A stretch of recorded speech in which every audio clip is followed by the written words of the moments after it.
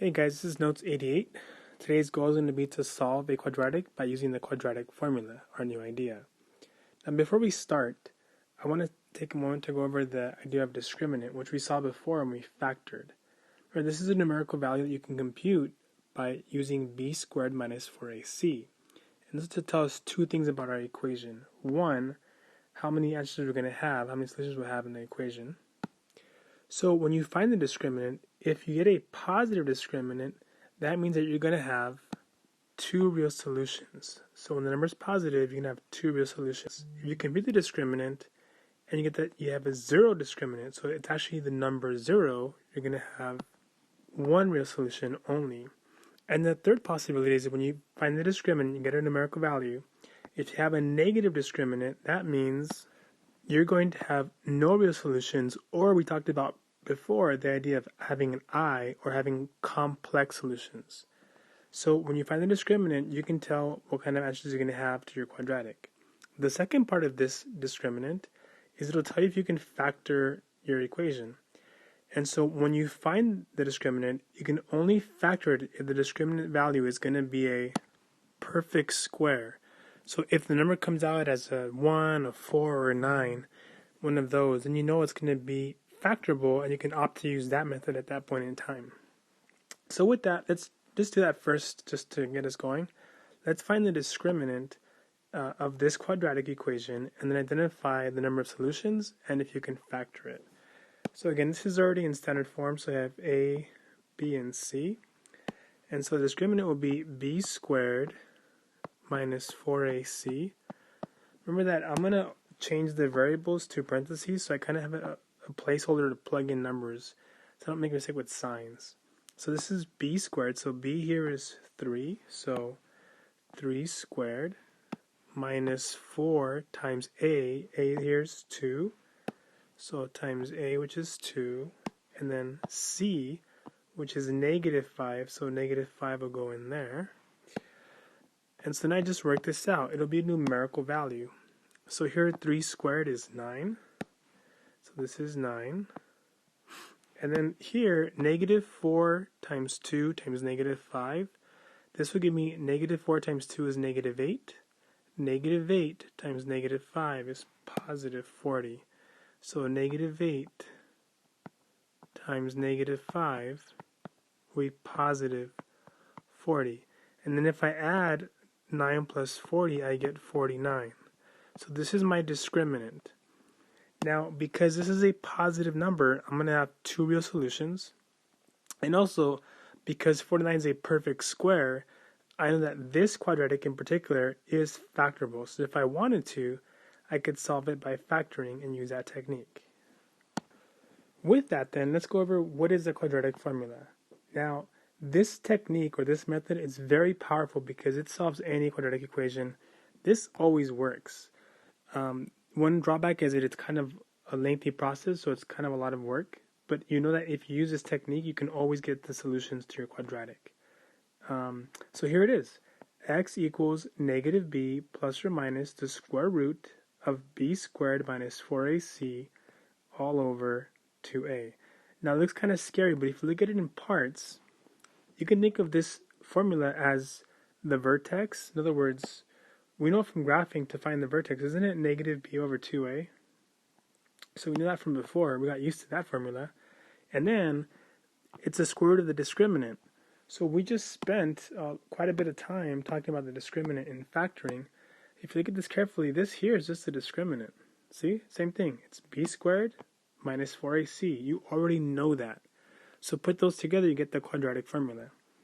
Now, as you go through the rest of these lessons here in this semester, you're going to be asked to solve quadratic equations with whatever method you want. So here's kind of a summary of what we talked about so far in our class. We can solve by graphing. We can solve by factoring, by taking square roots. And this last technique here, we had to skip because of the school closure. So you'll see this technique next year in IM3. But for today, in these notes, let's focus on solving by the quadratic formula. So here are steps. So step 1 is to make sure your equation is in standard form. So we can identify our A, our B, and our C. You're good at that. Step 2, find the discriminant. So this b squared minus 4ac, compute that number, and this will tell you how many answers you're going to have, and also if you can factor. If you can factor, oftentimes it might be faster to factor if you're good with that technique. So you have choice at this point.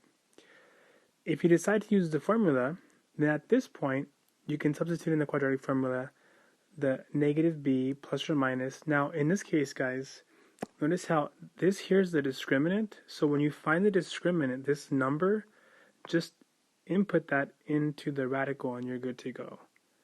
Okay, so it's negative b plus or minus the square root of the discriminant, which you found in step 2, all over to a.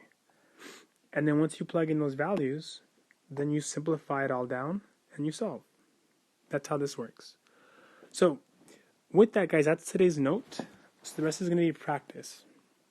Now the goal today with your examples is I'd like for you to try to solve each quadratic with the quadratic formula.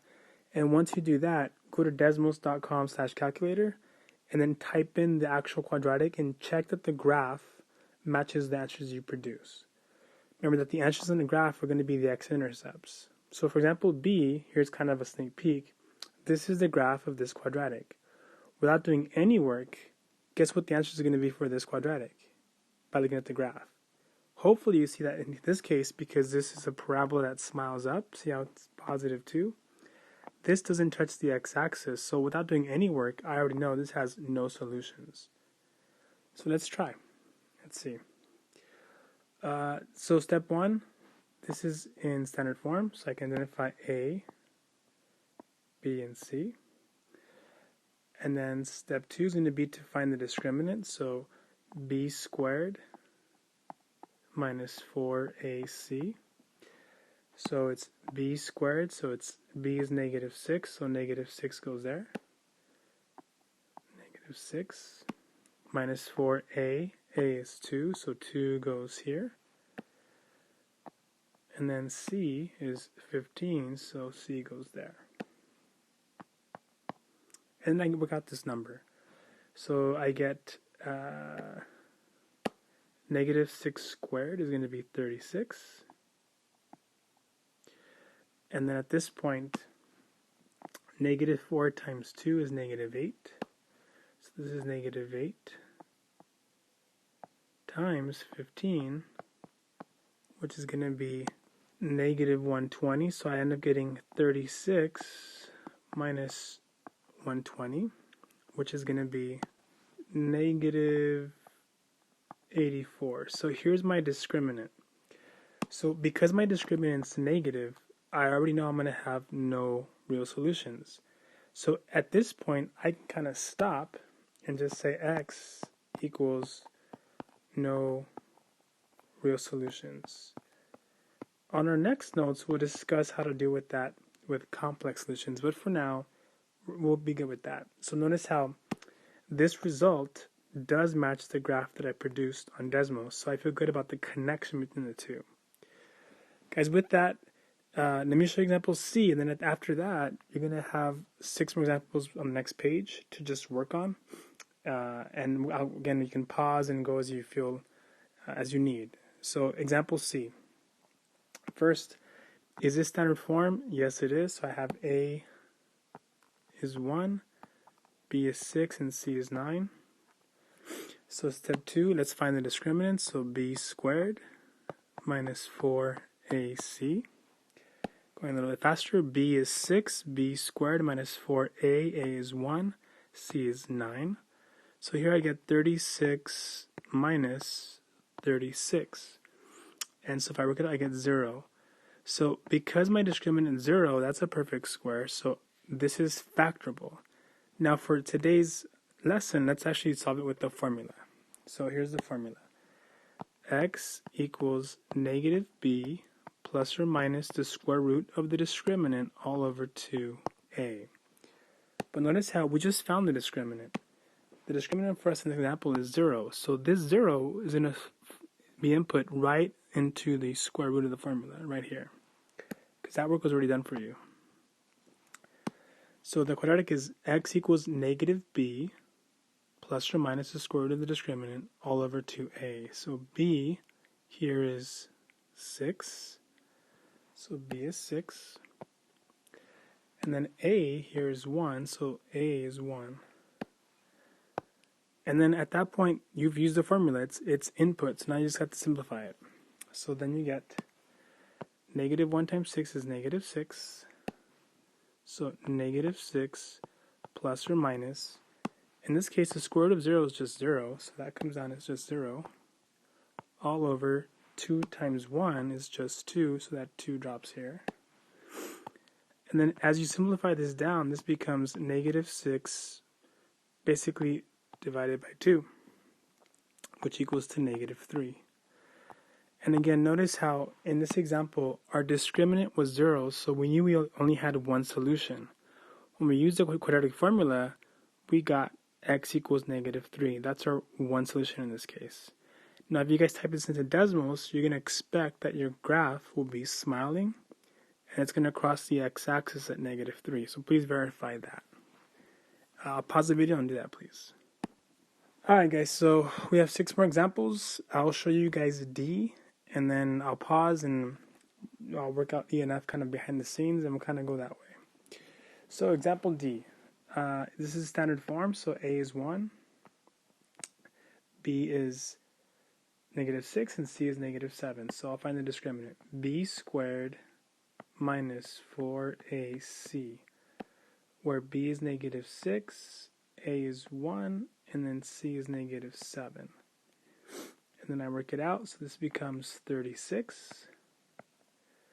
And then negative 4, and that's a negative 7, guys. Sorry about that. Negative 7 times 1 is negative 7, times negative 4 is positive 28. Now when I add these together, I'm going to get 64. So my discriminant is 64. So in this case, notice how I know I'm going to have 2 real solutions because it's positive, and I also know that I can factor if I chose to. But for these notes, we're going to use the formula. So now I'm going to use the formula. So x equals negative b plus or minus the square root of the discriminant that we just found. So this was going to fall right into here. So of 64, then all over 2 times a. That's the formula. So this is negative b plus or minus, so negative b. Now notice here b is negative 6, so here it's a negative 6 because b is a negative 6. And then all over 2 times a being 1, so there's my setup. If I work this out, I get x equals a negative times a negative is positive 6. Guys, notice how this is going to be a little bit messy, so you have to be very careful with your work. Be neat. Plus or minus, that stays the same. Now in this case, the square root of 64, we hopefully know is 8, so I can bring this down as 8. All over 2 times 1 is just 2. So I know already I'm going to have 2 real solutions. That's going to come from the plus and minus. So to finish this off, here's how I do that. I'm going to take this plus and minus, and I'm going to split this as follows. I'm going to say equals 6 plus 8 divided by 2 and 6 minus 8 divided by 2. And if I work this out, 6 plus 8 is 14, so I get 14 divided by 2. And then 6 minus 8 is minus 2 divided by 2. And if I finish this, I get 7 and negative 1. So I just solved this quadratic equation by using the quadratic formula, and I found that x is 7 and negative 1. Those are my 2 solutions. Again, if you go on decimals, type in this quadratic equation, you should see that your graph will have intercepts at 7 and negative 1. Okay, with that, go ahead and pause the video. Please try E and F on your own. When you hit play again, those will be worked out for you. Alright guys, so here are examples E and F. So again, this formula is a little bit messy, so please don't be afraid of the work. Just follow it step by step, and it should flow for you pretty repetitively on every example. So here I found the discriminant, it was 81. So x equals negative b plus or minus the square root of the discriminant, all over 2a. And so notice that's equal to 9. And the key here is once I get to this point, I will have two solutions. So notice that I'm going to take this plus and minus, and I'm going to write it now as a plus and a minus, and I separate those to find my two solutions, and I work them down. In this case, I get a very nice 4 and negative 5. In example F, again, this is a coincidence. They're not always 81, so please don't make that connection here. But it is in this case. So then this comes out as a 9. Notice how in this example, again with the plus and minus, I can always separate those as the plus case and the minus case, and the numbers just work out as they will. Here, though, I end up getting fractions, so not as clean as the other example, but it still works. 6 over 18 is the same as saying 1/3, and then negative 12 over 18 is negative 2/3. Guys, again, please go on Desmos and verify your work through the graph. You should see these are the x-intercepts of this quadratic if you type it into Desmos. Okay, one more for me. So if you look at G and H, they should kind of catch your eye because notice how these are not in standard form to begin with. In other words, you don't have all the terms on one side of the equation where it's equal to 0 on the other side. So in these two examples, we have to first set it into standard form. In this first one, I'm going to take this minus 8x squared and I'm going to add 8x squared to both sides. Because by doing that, I get all my terms collected on one side. This cancels. So I get 8x squared plus 14x plus 3, and now that equals to 0. So from here, I can now identify A, B, and C. So now it's where I want it to be at. So then I'll find my discriminant, b squared minus 4ac, and then I can just use this. So b is 14, a is 8, and c is 3. So kind of larger numbers, but again, with the calculator, this should not be a big deal for you. So we get 14 squared, which is 196, minus 4 times 8 is, so minus 32, times 3 is minus 96. So 196 minus 96 is 100. So I found my discriminant to be 100. Again, to make my point, at this point of the problem, I know I'm going to have two real solutions, and if I wanted to, I could factor this because this is a perfect square. But for these notes, we'll use the formula. So x equals negative b plus or minus the square root of the discriminant, which we already did that work, which of 100, all over 2 times a. Again, here b is 14, so negative b is negative 14. Then a is 8, so times 2a is 8. So now I can, at this point I'm done with the formula, I can now simplify and get my solution. So x equals negative 14 plus or minus, and again, luckily for us, for these notes, this is a perfect square, so the square root of 100 is 10. So this is just 10, all over 2 times 8 is 16, which gives me, I'm being kind of messy, guys, sorry, so negative 14 plus 10 over 16, and negative 14 minus 10 over 16. So that gives me negative 4 over 16 and negative 24 over 16, which gives me reduced down negative 1/4 and negative 3 over 2, or negative 1.5. So I've now solved example G with the quadratic formula. Again, a little bit messy, but it's the same steps over and over again. And please go on Desmos and verify that these are the x-intercepts when you just type in this quadratic into Desmos. With that, guys, please pause the video. Please try H and I. When you come back, just check your answers. And that's the notes for today and tomorrow. Again, we're kind of getting down to the last couple of topics here in the class. Take your time with these. Watch these over if you need to.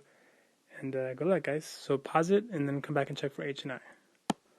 Alright guys, so here's H and I. Notice how in H, again, it was not in standard form to begin with, so I moved it forward with a negative 4 to the left. Wrote it in standard form, found A, B, and C, went through my process. Now in this case, the discriminant is 65. So it is a positive, so I'm going to have two real solutions, but this is not going to break out nicely. So in this case, I don't simplify it any further, and my final answer will be negative 1 plus or minus the square root of 65 all over 8. This is an acceptable response to this question. You could choose to use a calculator and get a decimal response, but this is going to be good also. So please don't be afraid of this kind of response for these kinds of questions. Lastly, example I. Here I found the discriminant to be 0. And notice how in this case I work my way down. In this case, plus or minus 0, I can simply just ignore because there is no plus or minus 0. That doesn't change my values. So here, because I have a 0 discriminant, I only have one real solution, which is negative 4/8, which if we reduce down is negative 1/2. So that's my solution there. Guys, again, please go on Desmos and verify these numbers that are coming out. This might be a little bit awkward, but you can make the decimal response and you can check it that way by tracing the graph. Alright guys, hopefully this makes some sense. Take care.